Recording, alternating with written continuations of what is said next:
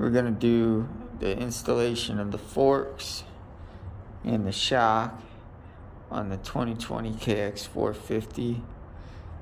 You know what was really nice about taking the shock out, as you can see, the air boot's still attached. I had to take the swing arm bolts off, but I could just wiggle it and work it out of there instead of removing all this stuff, which would have been a real pain in the ass. Alright, one fork's on. Two things you want to pay attention of. You want to like line that up. Like, I got it flush.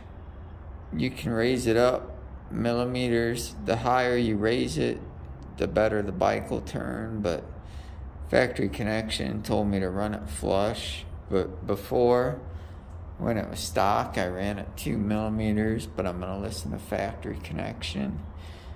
And I don't have them torqued yet, but these pinch bolts, you do not want to over tighten, or your fork will basically bind and work like crap. Very important. It's only like usually 16 foot-pounds of torque, which isn't very much. So get out a torque wrench and do it right. And also, like, do it alternate, like tighten, you know, do it in kind of a pattern. But it's not very much at all. And if you crank on it and over tighten it, your fork's gonna bind and it's not gonna work right. It's gonna work terrible. Very important. It's 17 foot-pounds for the upper and lower clamp bolts on the fork. So, like I said, use a torque wrench. Actually, to align the front wheel, it'll be easier when I get my shock on, because basically you gotta push down on you gotta compress the fork, and it's really hard to lift this thing off the stand with no shock. The swing arm just raises up. But something cool from Factory Connection, if you guys notice this, it's just basically a little rubber seal that tells you how much travel you're using. I just got my suspension redone by Factory Connection, and I'm really excited to try it out. I've done that with zip ties before. I don't know how good zip ties are for the seals, but that basically looks like just a seal, like an outer seal or inner seal that's just on the fork. And if I could always cut it off, but I'm not gonna. I mean, it'll give good input how much travel I'm using in my front, so that's pretty neat. And it's soft. It's not gonna do anything to the seals. Honestly, I don't think the zip ties do anything to the seals anyway, because you got the outer seal before, and there's quite a ways before you get to the inner seal. So, but that's pretty much it for tonight. I greased some of the linkage, but it seemed like I heard Kawasaki's have 0 grease, but honestly, this one there was enough grease to me, so I'm not gonna even mess with them anymore. But tomorrow, the end of this video, the shock's going back on. So, all right.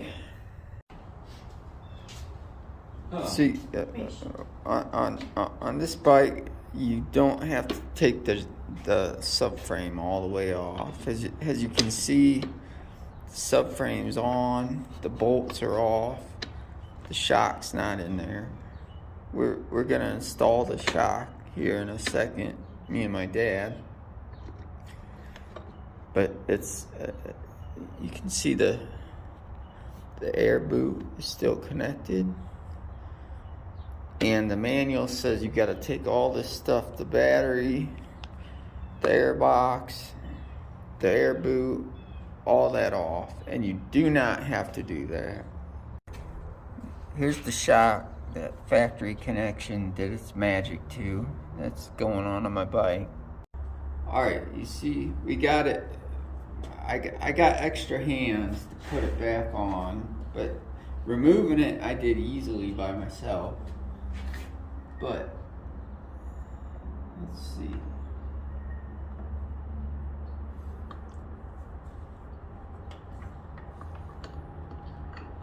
Okay, you see that? It's going in really easy.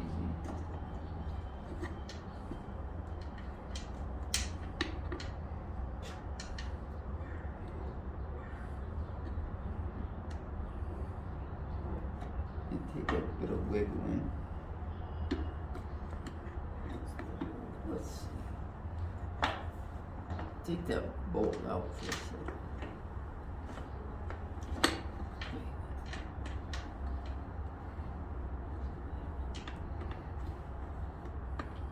Hang on, let me get it lined up. Everything's harder going on than coming off, of course. There we go.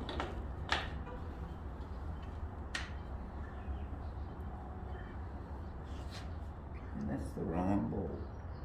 Stop recording. If you don't grease the bottom linkage, this is how your suspension will feel. Not happy, angry, might fuck you off. Action. Yep.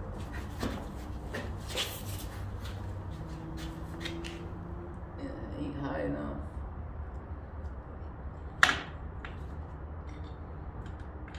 Just a little bit more, Dad. We'll go higher. Yeah, okay. You're good. You can let go. Simple as that. But it is a lot easier dismantling it. I did it all by myself. It's always easier taking things apart than putting things together. Alright. But again, as you can see, you just got to take off the number plates, the seat. You don't even got to take off the rear fender. I did. Basically because I'm putting a different fender on. But you don't have to. No need to at all. Seat side panel, you do got to take the subframe bolts out, but the air boot, that's always a pain in the ass to get back on. You can't get your hands in there at all. You don't have to mess with that at all, which is great in my opinion. Alright.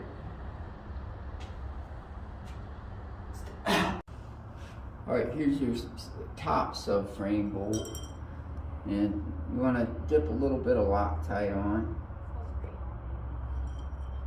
and you don't want to tighten the hell out of these because it's aluminum and they'll strip really easy.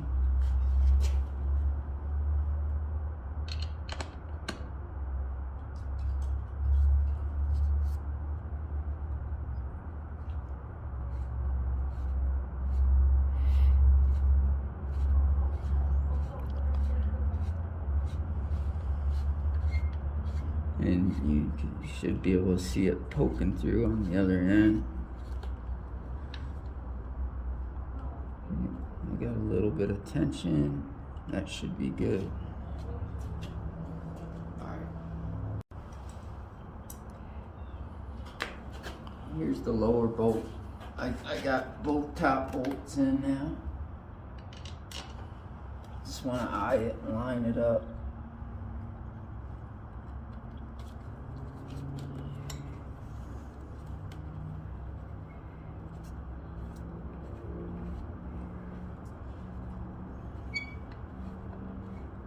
And I'm not tightening them all the way until I get all 4 in.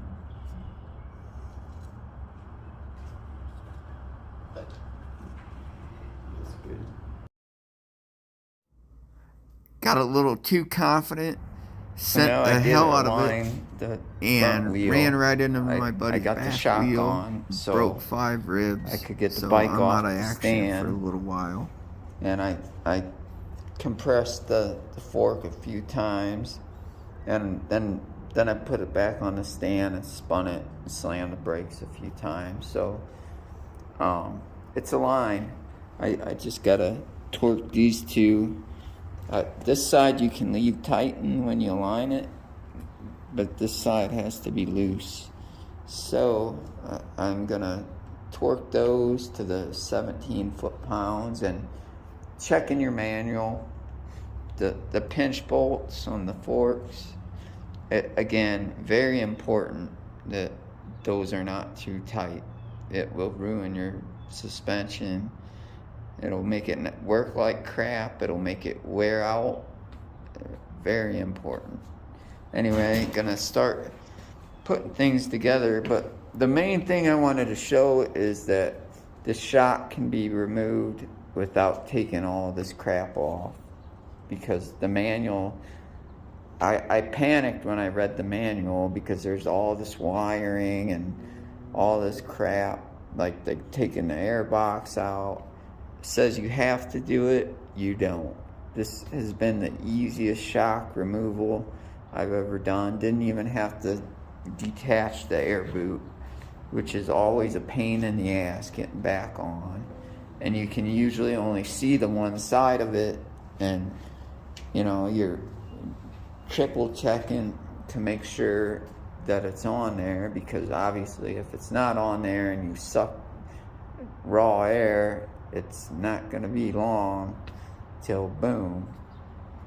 But now just the tedious stuff, the nuts and bolts, you know, plastic, and it's base, but the hard stuff's done.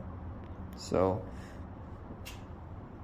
again, to remove the shock, it was basically the muffler, side plates, seat, and that's it. I got the fender off, but that wasn't even necessary. I got a white fender over there that's brand new I'm putting on. I had a black one. The black kind of got too hot in the summer sun, so I'm switching out to white. But anyway, yeah, really easy shock to take out. I love how they're starting to engineer them better. And here is the finished product all put back together. I haven't ridden it yet, but I am going to do a full review of the factory connection suspension. I had them do a revalve, and up here there's some special kind of oil valve or something that they put in. But anyway, I'm really excited. One thing on this bike too, I'm not a fan of the big brake rotor on the rear. I love it on the front, but the rear, it seems to lock it up. I went ahead and got a braking regular size one, the size of like the 2014, and I don't know if I'm gonna put that on tonight. Kind of sick of working on this thing, but I think that's a good idea to do on 2020, 2019, 2021s, because that much braking power in the rear, and they don't give you a lot of adjustability. I read in MXA to cut off a couple of those threads so you can adjust it more, because it's down as far as it'll go. But I went ahead and just bought the smaller rotor because it locks up, and I've stalled it multiple times because of that. But anyway, I love this bike. It's an awesome bike. And I think I'm gonna love it more with the factory connection suspension, which look forward to a full review.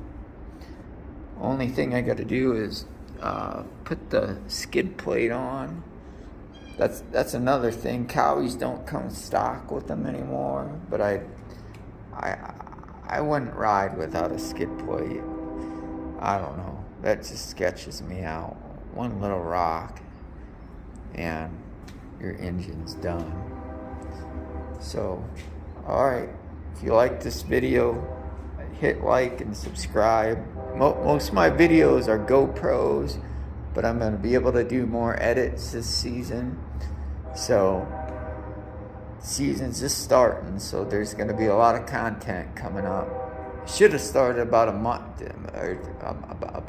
or two ago, but the weather's been terrible. And also with the factory connection, turnover time was only a week, which wasn't bad at all. They send you a box, so you don't got to worry about shipping. I mean, you don't have to pay for the shipping. You stuff everything in there. They send a lot of bubble wrap and peanuts, and you just ship it, and it takes about a week. They tell you the turnover time, depending on the location, it's different. They have like 4 or 5 bases around the country.